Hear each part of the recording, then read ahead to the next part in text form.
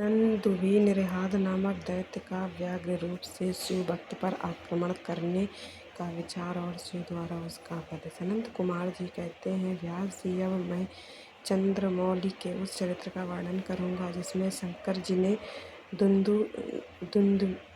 दुंदुभि निरहाद नामक दैत्य को मारा था। तुम सावधान होकर श्रवण करो।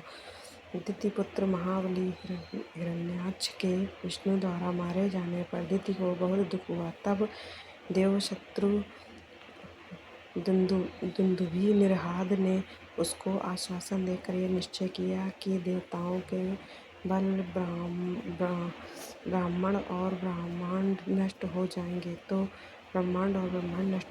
तो यज्ञ नहीं होंगे। यज्ञ न होने पर देवता आहार न पाने से निर्बल हो जाएंगे, तब मैं उन पर सहज ही विजय पा लूँगा। यूँ विचार कर वह ब्राह्मणों को मारने लगा।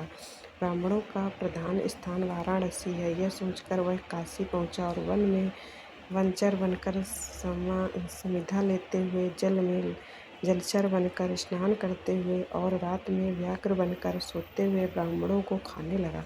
एक बार शिवरात्रि के अवसर पर एक भक्त अपनी पर्णशाला में देवाधिदेव शंकर का पूजन करके ध्यानस्थ बैठा था। बलाभिमानी दैत्यराज दुंदुभि निरहाद ने व्याघ्र का रूप धारण करके उसे खा जाने का विचार किया, परंतु वह भक्त दृढ़ चित्त से शिव दर्शन की लालसा लेकर ध्यान में तल्लीन हो रहा था। इसके लिए उसने पहले से ही मंत्र रूपी अस्त्र का विन्यास कर लिया था।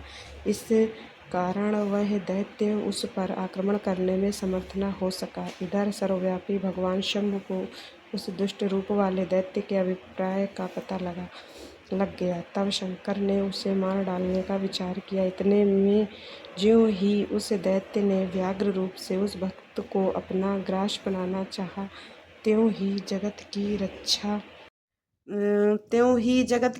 रक्षा के लिए मणिस्वरूप तथा भक्त रक्षण में कुशल बुद्धि वाले त्रिलोचन भगवान शंकर वहां प्रकट हो गए और उसे बगल में दबोच कर उसके सिर पर वज्र से भी कठोर घूंसे से प्रहार किया।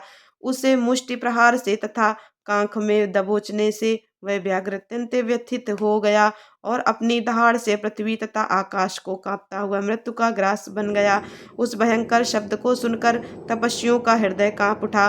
वे रात में ही उस शब्द का अनुसरण करते हुए उस स्थान आ पहुँचे। वहाँ परमेश्वर शिव को बगल में उस पापी को दबाए हुए देखकर सब लोग उनके चरणों में पड़ गए और जय जयकार करते हुए उनकी स्तुति करने लगे।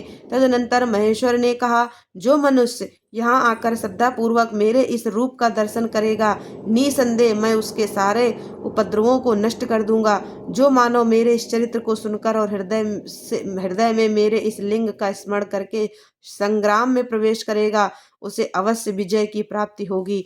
मुने, जो मनुष्य व्याघ्रेश्वर के प्राकट्य से संबंध रखने वाले इस परमोत्तम चरित्र को सुनेगा अथवा दूसरे को सुनाएगा, पढ़ेगा या पढ़ाएगा, वह अपनी समस्त मनोवांछित वस्तुओं को प्राप्त कर लेगा और अंत में संपूर्ण दुखों से रहित होकर मोक्ष का भागी होगा।